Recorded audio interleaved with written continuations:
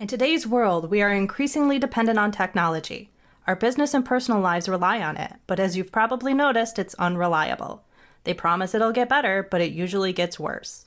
Our computers are slow, so we end up squinting at smartphones and tablets. We live in constant fear that something's going to happen to our personal data, so we're scared into paying for fake protection that proves useless when disaster strikes.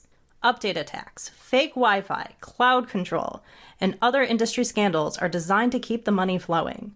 The jokers we pay to fix our stuff have no clue what they're doing, so they do a virus scan and then wipe out our precious photos. Intelligent, successful people feel intimidated by the chaos and think it's somehow their fault. If they only knew what the industry was doing to them, they'd get torches and pitchforks. If only we had someone to explain it all in plain English so we can start protecting ourselves. Oh wait, we do! It's the Computer Exorcist Podcast with your host, Marc Anthony Arena.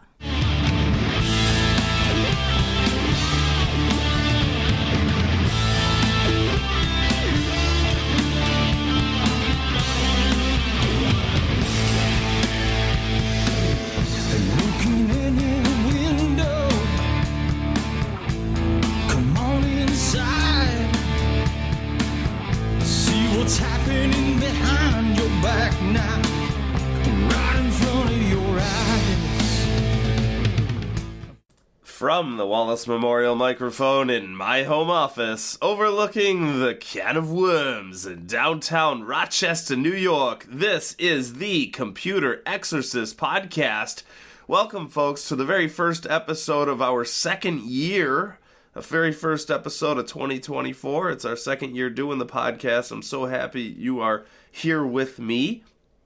We did 50 episodes last year. I was trying to do 52 to make it even, but I got overwhelmed. So that's that. So today, we have, if you noticed, we have a new theme song for this year. Every year I like to change my theme song, keep it fresh. And if you remember me from 10 years ago when I did local talk radio, I always had a fresh theme song because I love music and I have probably, no kidding, around 7,000 songs in my collection. So at the very least, I want to put a new one up once a year. I have so many great songs I want to share with you.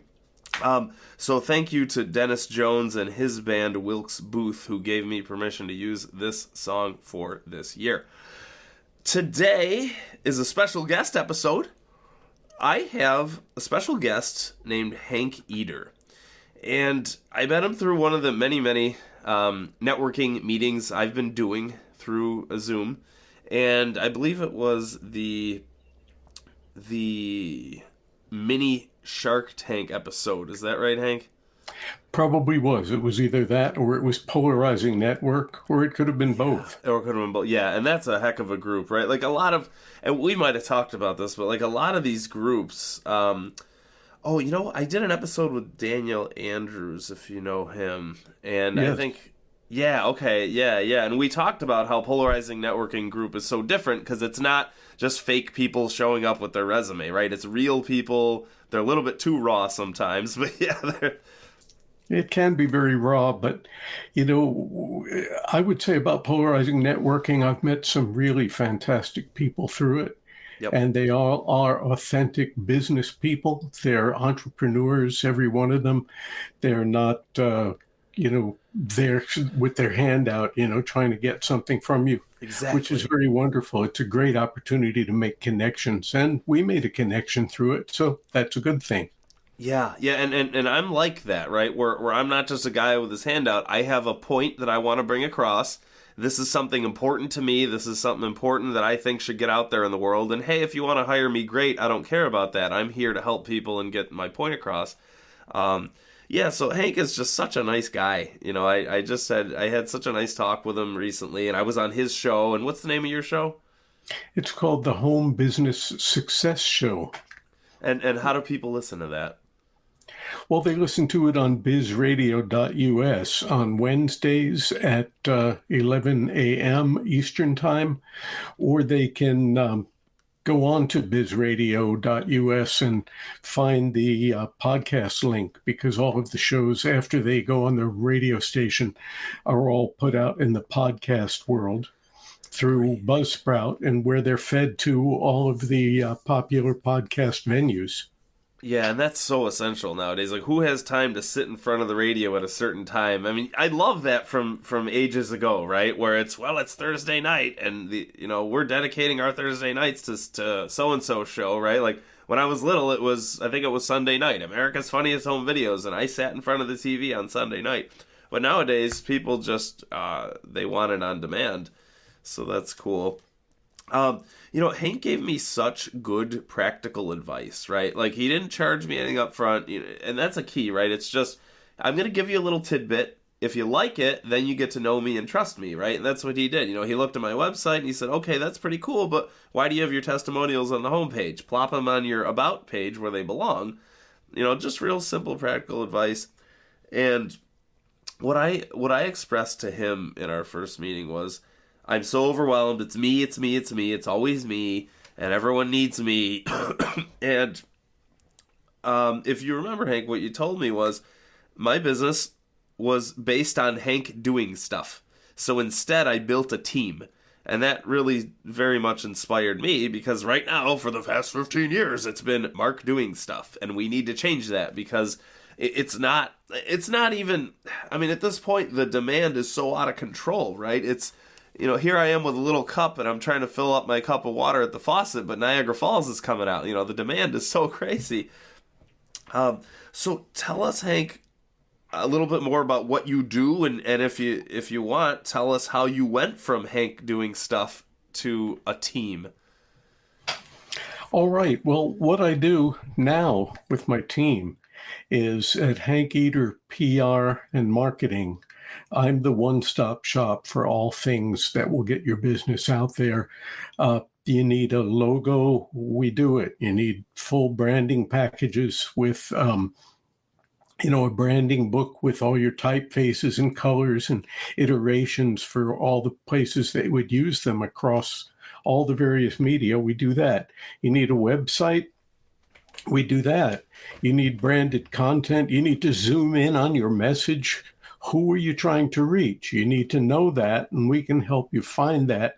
And once we find that for you, we can help you address your customers' pain points so that what you are offering really is a solution to a problem that they're having. And that of itself will increase your conversions, because people really want to know, what will it be if I get into this? How will it help me? How will it help my business? And that's something that really will help your business. Then branded content, everything that is on your website or on your social media, everything should be in consistency with that brand. And we do that. It's a one-stop shop.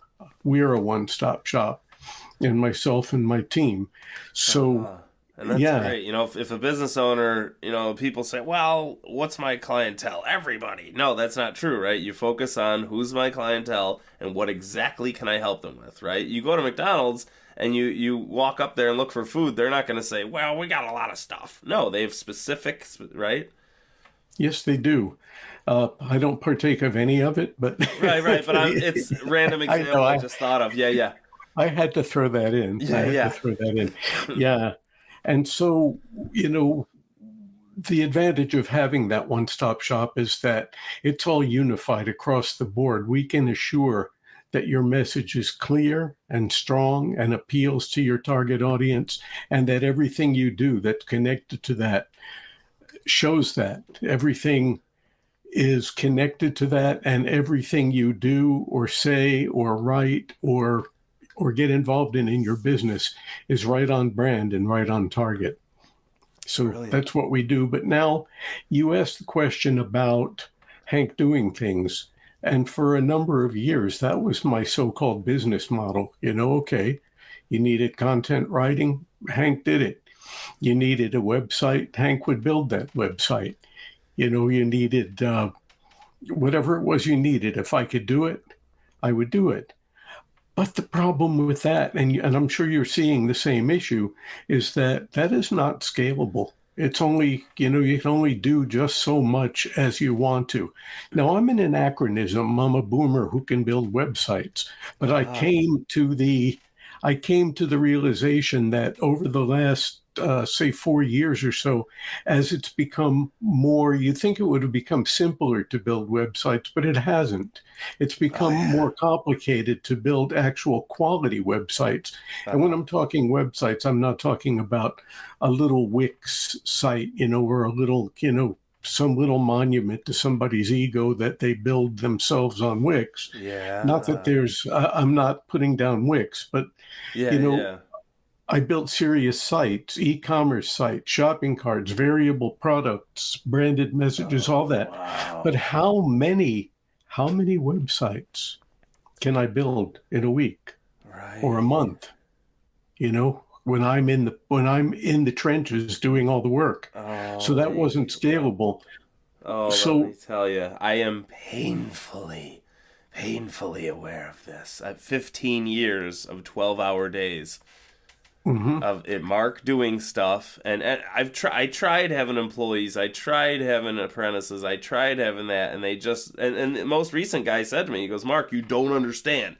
He said, "I'm a smart guy, but you don't understand how much material you're throwing at me. You know too much." He said, he told me, my guy Matt last year, he said you need to separate things and have one guy specialize in Wi-Fi and one guy specialize in. And to me, I don't get that, because to me it's just it's 7 topics. But he's like, you need to have 7 different guys.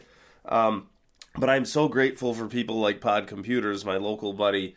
Where I send stuff to specific things, right? Cracked screens, hard drive cloning, specific things. And he's taken such a huge burden off of me, I can't tell you. So I'm in the beginning stages of finding people to take the burden off of me, specialists. Right. Well, in our conversations that we've had before, I see that what you're working on is training the next generation of computer exorcists. And these would be people that would not necessarily be your employees, but would run their own businesses. Exactly. So they're motivated to get out of bed. That's right. And if their why is to really help people like yours has been, that too will motivate them to get out of bed. Yeah. But by doing that, you'd be taking a lot of the burden off yourself by setting these people up. And 2 things there. Number 1, I don't care about money. I'm always going to eat. I have a house now. I don't need anything else really, but it's that helping others, right? Right. If once I find people to help others, I don't care. I can retire. But the other thing, my mom said this years ago. She goes, "Marc, there's no you. There's only one you, and no one else." I said, "Yes, that's true, but we got to get some people out there, who are almost me or whatever." Yeah, you won't find another you. And that's been part of my own issue over the years that had me take so long to come to the realization that I really needed to have a team that could do the work, in the so-called trenches. And that's the fact that, nobody's going to do it quite like me. Especially the writing part. I'm still doing the writing part, but I am looking for partners who will do the writing part. But it's like I didn't want to let it go because maybe they won't do it as good as I do it, or they won't do it the same way as I do it. Exactly my problem. But you know what I discovered, especially in the website arena, as I took on these partners who would do the websites, for example, I found people who were younger, faster, more capable than myself. Right. And the result is incredible. The result is better than I was providing before. Yeah, and one of my buddies, another different dentist buddy told me, he said, "Marc," he goes, "you're a battlefield surgeon."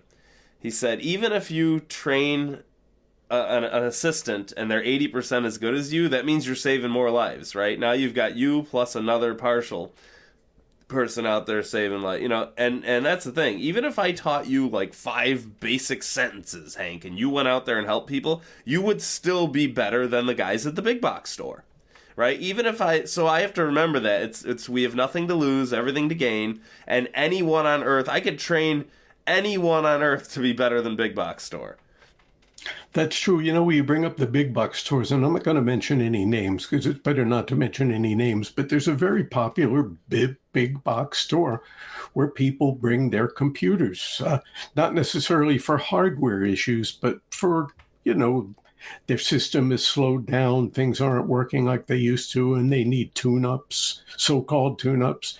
And that big box store, I was flabbergasted to learn that big box store takes that computer, hooks it up to the internet, and they go into foreign countries. They go to India, they go to Pakistan, and they have somebody there working on the computer that was brought in. Nobody in that big box store is actually doing any of the repair work. It's being done by someone that's outsourced from another country.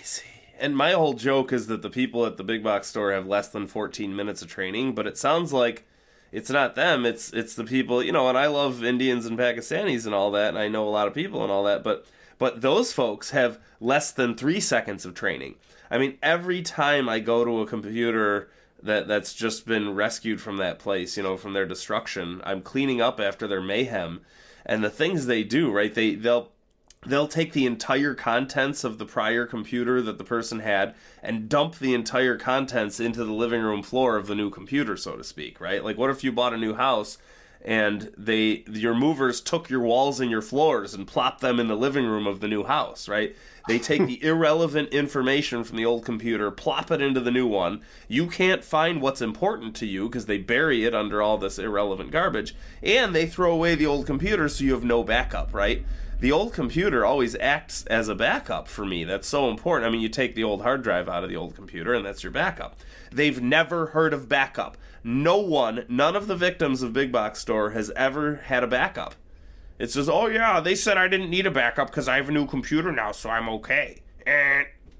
Mm-hmm. I do have a client who has been a client of mine for a number of years, and he does take his computer into the big box store because in the city that he lives, he just doesn't know where else to go. Oh. But I've been talking to him recently about backups, and it was almost like a new conversation. I need a backup. Why do I need a backup? Like, what if you woke up tomorrow and this whole thing was gone? What do you do then? Right. So you need a backup. So then I had to start explaining about external drives, and apps that will transfer your stuff to the external drive. Yeah. So I'm validated right there. You're seeing it too, and whoever he is, we're gonna find him a local guy. You know what we'll do? If he finds a local homeless guy on a bench in his city, we'll teach that guy for 3 minutes, and he'll help him better than the big box stuff. That's funny. Yeah. So, tell me how one of the things that came up, and I'm very much against AI, but because it's you, I like you, and so tell me how you use it in a proper context. Using AI in a proper context, well, it depends on what it is that you're setting out to do. Some people are just using AI to do dazzling things on social media. I saw something the other day that someone asked an AI art program to do an illustration of picture yourself in a boat on a river with tangerine trees and marmalade skies. And the result was this magnificent, orange, this beautiful psychedelic kind of illustration of something good. From Lucy in the Sky with Diamonds. Wow. But as far as practical applications for AI, there are practical and ethical applications of AI. Now, sometimes if I'm doing research on a topic for a client that I know very little about, I may make AI my launching off point. Most of the time I use Bard rather than the other one that's popular that's not in my ChatGPT. And that's only because ChatGPT in the beginning didn't like my phone number for some reason. It wouldn't validate, and say, it's just a cell phone. And so why I don't do know they what need the to use problem your was. phone? That's part of the two-factor scandal, right? And the know your client scandal. You don't need someone's phone. That's right. Well, then I got into Bard. So I'll ask Bard a question about a topic. Saying, Bard, I have to write something about such and such a topic, whether it's a blog post about such a topic or some kind of an informational paper about the topic. So I ask Bard to give me the information. So then I look at what comes through. and I learned some things about that topic, but I do not, nor would I ever take what Bart has given me and hand that over to a client as having been my work. So I Uh-huh. could take the main points. It's like when I was a reporter way back at what almost seems like another lifetime ago now. I was a news reporter. I even worked for the Miami Herald for a time. Cool. And as a general assignment reporter, I learned the art of assimilating information that prior to that I knew nothing about, then putting it in my own words and getting it out there. And that's basically what I do with AI. But there's another caveat Yeah, you with just AI. do your research and then put it in your own words. Sure. And like I That's do right. research and then I put it in my own words. But there's another caveat. You cannot assume that all the information you get from AI is accurate. And Uh-huh. AI has even been shown to have certain biases. But the point that Whoa, I'm bringing up, yeah. yeah, Whoa. but the main point that I want to bring up is that, you and the listeners can check this out on Google.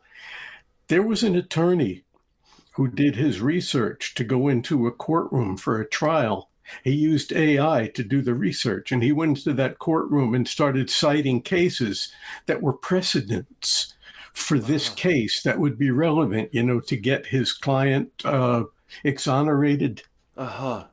And what happened is that those were not real cases. Those were actually made up by AI. So this guy went into the courtroom and made an idiot of himself by not having at least taken a few minutes to look into, because all of those law treatises, all of the law books, all of those things have online counterparts now. You don't have to Sure. open up a tome, that's 3,000 pages. It's all online. So he So could have done somebody some. fact checked him.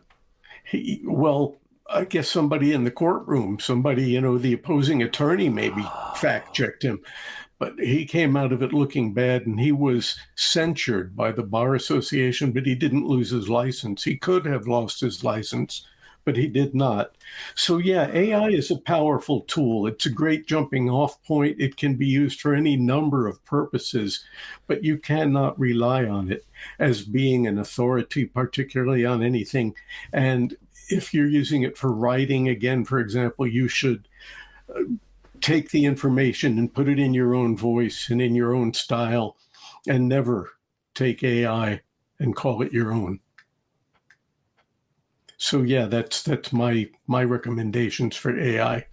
Yeah, I don't like the reckless abandonment, right? All the bros, right? The sports bros, they pop their collars and all right, we made money on Bitcoin, now we're gonna push AI, and it's a bandwagon of yeah, everything has to be AI from now on, and it's gonna solve all the world's problems. It's just like the gold rush in 1849. It's the same idea of people just crawling all over each other, right? Like the Walmart Black Friday, just people crawling all over each other and not thinking about consequences. That's my main criticism with my industry, is that all this software is just foisted on humanity all day long with zero consideration of consequences. What let's see here. So that's so interesting. I'll tell you something. I'm writing a book. My next book is going to be a personal one, non-technical, just about some tribulations I went through years ago. And it's a two-parter, and I've got probably 200 pages of notes for each part. So I got 400 pages of notes here. And there's a little thing inside of me that's tempted to just plop it all into an AI thing and let it smooth out all the notes and make it into a thing. But no, it's going to take me years to write this, but I want this in my own words, right? And a lot of it is just notes where it's like 5 sentences of the same concept, right? And I want to squish them together and make one good sentence. But they're all like, each of the 5 sentences are all good. They're all gems, and I just want to make sure I have the good pieces of each one, right? But that's up to me, right? If it's something I didn't care about, maybe sure, throw it through an AI machine, but it's something where I want to pick those sentences, and I want to really reflect who I am and the point I'm trying to get across. It's very subtle points I'm trying to get across too. Right. What I think you might be able to do with an AI assist is to take those notes, if you fed those notes into AI and ask them just to take the The redundancy. topics that were all related, Yeah. and categorize those, Oh, and push in them groups. together. Yeah, exactly. So they can then take your whole thing and make your notes so that they're, more linear in that sense. So at least there, and one of the first phase I have to do, and I'm only halfway done with this phase, is just taking all those snippets and putting them in buckets, to the similar topic buckets. Yeah. So You could probably get AI to help you with that. and I could probably have it do that without modifying any of the words. Correct? Just That is rearranging the correct. sentences. Yeah. Huh. Put these topics into categories, into related categories, that kind of thing. You'll figure out the wording. Yeah, You I'd mentioned really much rather hire a human being. I mean, someone out there is hungry for work. right, but when you've got 400 pages of notes, yeah. So you think about that and do whatever comes from within your own conscience Hmm. to do it. You mentioned when we first started talking about an AI joke. Yeah, yeah. Now you've got me very curious. Oh yeah, we're gonna do these absolutely. So and yeah, I mean, chances are I'll probably just do this myself because I'm honestly looking forward, Hank, to a day where my normal day job, right, of being a computer exorcist, I'm looking forward to a time when I can delegate a lot of those calls. And then I'll have the time to do what I want to do in life, which is sit on a back porch in Florida somewhere and work on my next book. So chances are I'll just do it all myself. But that's interesting. I didn't know you could just have it categorized without modifying the words. So normally I read an article for my guest, but this time instead of, I was looking through my notes and I said, oh, maybe I'll find an article and I'll bark about it and I'll make Hank comment on it, whatever. But we've already done our commentary on AI. I think it's time to do a couple of jokes real quick here. And then we'll call it a day. We'll keep it a positive episode here. Don't let me forget at the end, we got to tell people about your YouTube and what you're doing with MC Bizz Booma because I think that's so cool. Thank you. Yeah, TikTok and YouTube. Yeah. So it's MC Bizz Booma, right? And what Right. is that? It's got two Z's. MC Bizz, Bizz, Booma, like a boomer. To put it as quickly as possible, I was in the Whole Food store in Asheville, North Carolina, and I went to the checkout, and I looked up, and the cashier, I could have sworn that was Snoop Dogg. I mean, he was tall. He looked exactly like him. And I looked up at the guy and I said, you remind me of somebody. And he said, yeah, man, I know Snoop Dogg. And then he said, I wish I had his millions. I said, well, can you rap? He said, no, I can't. He said to me, can you rap? I said, well, I sort of can, but who wants to watch an old gray white guy Booma rapping? And then I told that, we were talking about Polarizing Network earlier. I told that story to the guy who is, the originator, the boss dog at Polarizing Network, Sajjad Hussein. I told him that exact story. I said, who wants to see an old gray Booma rapping? And he said, nah, dog, that'll blow up. Yeah. So henceforth, MC Bizz Booma was born. And every morning on TikTok, YouTube, Facebook Reels, Instagram Reels, you could find MC Bizz Booma rapping about business. It's 15-second little raps about business. And it's done in rap. So, it's funny. Clips that don't take up a lot of time.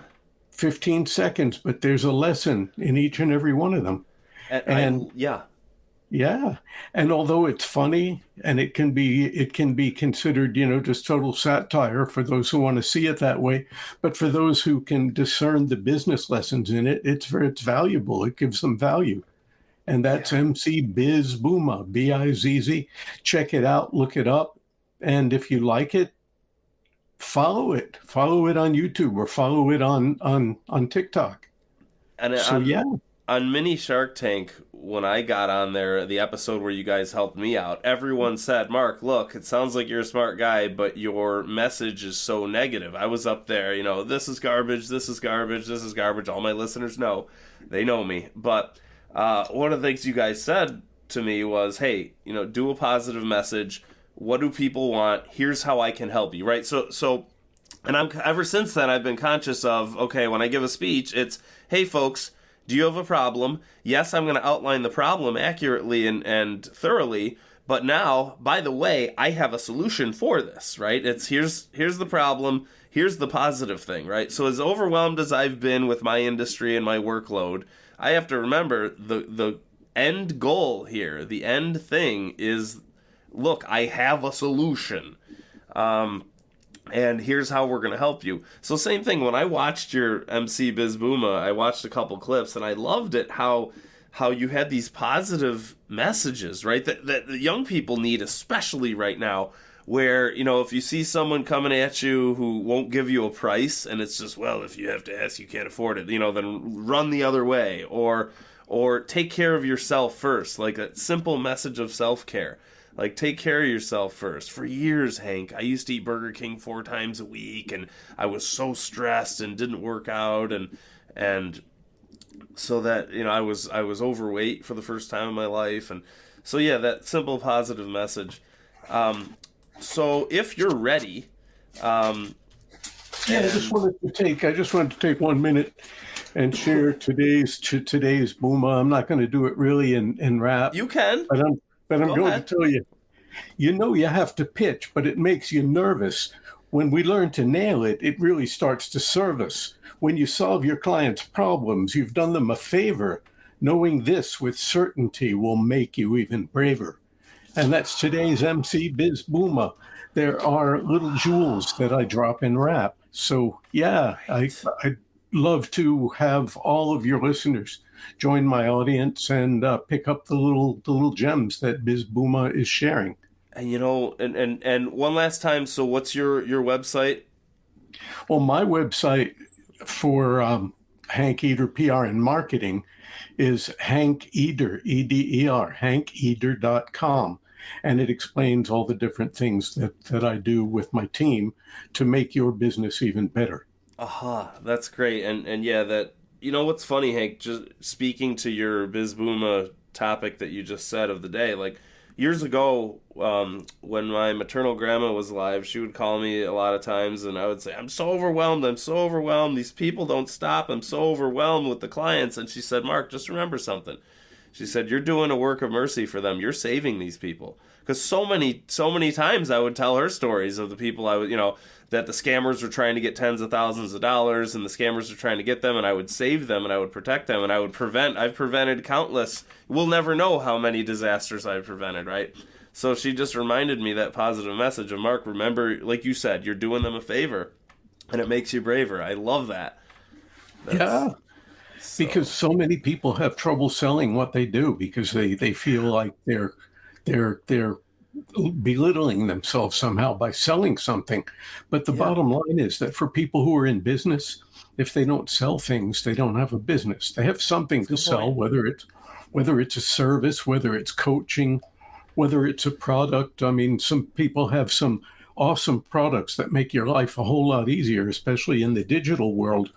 And if you show your customers that how it's going to transform them, how it'll save them time, or how it'll let them focus on the things that really count to them, you are doing them a favor. You're doing them a big favor. So in a sense, you end up selling without selling. When you know your unique value proposition and your customers' pain points, and you legitimately have something that solves your customers' pain points, you're doing them a great favor. You're right. So you're selling, but it's a very ethical form of selling. Right. Because couple things. I mean, in a prior life, when I was really young, I was really shy and I never wanted to sell anything, and I hated cold calling. And my best buddy's dad said, Mark, he goes, you're a good salesman. I said, what are you talking about? He said, not a cold caller. He said, but you're good at selling something you believe in. Right? Because I never sell anyone. I never push anything. I'm not the big box store guy with the popped collar. Right? I'll never sell or push, but I do believe in obviously my whole message, and I push that adamantly, of the hey, you don't need all this stuff, and hey, turn off all this stuff, and so you're right. When I know deep down that I'm doing someone a favor and I'm actually helping them, like if you heard an episode a couple weeks ago I did with Professor Justin, he said, Mark, I don't do business unless both sides win. Right? That's a very win-win approach. Yeah, it is. So, all right, final thing of the show, we're gonna read those AI jokes here, and we're gonna. So and this was very early AI, right? A couple of years ago, and it could have been written by a comedian, who knows? But this joke's been going around the internet for a while. So there's a couple of them I'm going to do for you. So the joke is that somebody told an AI bot to write a obituary for somebody. So here goes. Brenda Tent retired from living at the age of old, surrounded by family and natural causes. A librarian from birth, Brenda was an avid collector of dust. She had a sweetheart and married her high school. She loved having hobbies and helping her sons to be disadvantaged youths. She had no horses but thought she did.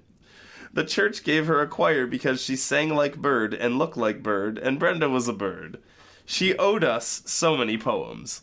The funeral will be held in 1977 at Heaven. In lieu of flowers, send Brenda more life. That is a very good one. I don't think that the AI could have written that in 1977, but at the same time, that's tremendous. And that is kind of like some of the stuff that maybe even today will still come out of AI if you're not careful. Yeah, it's always going to be, you're always going to need to proofread this stuff, right? The mind of man is holy.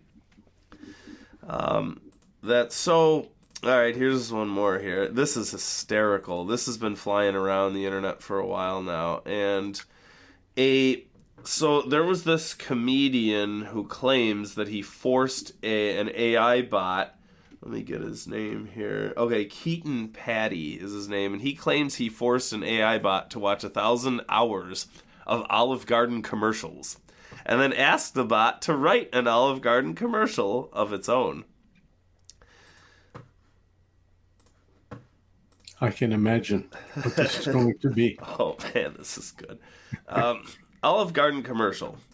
Interior of Olive Garden restaurant. A group of friends laughs at a dinner table. A waitress comes to deliver what could be considered food. I like Olive Garden, by the way. I'm a real Italian, and I still like it. And I went with my dad and my brother the other night. Okay, waitress says, pasta nachos for you. We see the pasta nachos. They're warm and defeated. Friend 1, the menu is here. Waitress, lasagna wings with extra Italy. We see the lasagna wings. There's more Italy than necessary. Friend 2, I shall eat Italian citizens. Waitress, unlimited stick. I guess they mean unlimited breadsticks. We see the unlimited sticks. It is infinite. It is all. Friend 3, leave without me. I'm home. Waitress, gluten classico from the kitchen. We the gluten classico. We believe the waitress that it is from the kitchen. We have no reason not to believe it. Friend 4 says nothing. Friend 1 looks to friend 4 and says, what is wrong with friend 4? Friend 4 says nothing. Friend 2, friend 4, what is wrong, friend 4? Friend 4 smiles wide. Her mouth is full of secret soup. Announcer, Olive Garden, when you're here, you're here. That's brilliant. That's brilliant. Even though Olive Garden is, it's a chain and it's pretty commercial, but there's a lot of good stuff that, it tastes good. It's not like going to your little neighborhood Italian restaurant. Billy Joel's Scenes from an Italian Restaurant. You know that song? No. The bottle of red, the bottle of white. It all depends on your appetite. I would say look that up. Scenes from an Italian Restaurant, Billy Joel. It's not like your neighborhood Italian restaurant, where the owner's mother is in the back, doing all the recipes. Yeah. But it's tasty and it's decent. It's good. Yeah. Right. See, we're learning about gray areas here tonight, huh? There you go. It doesn't have to be terrible. It's totally decent. That's right. But absolutely, I mean, I'm all for the mom and pop. I go to this place called Nick's that's local, and he's real deal. Like, he was friends with Louis Armstrong and Duke Ellington. I mean, he's real deal, and his food is unbeatable. Very cool.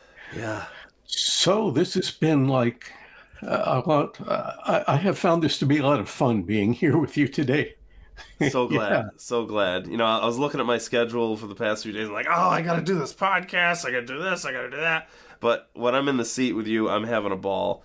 And thanks so much for doing this, Hank. HankEder.com, EDER. He's so insightful and such a nice guy, as you've learned today.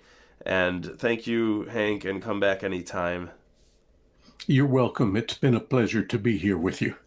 All right. I am Marc Anthony Arena, thecomputerexorcist.com. Buy my book For Everyone You Know, and remember to question everything that the software industry tries to foist on you, and we'll talk to you next week.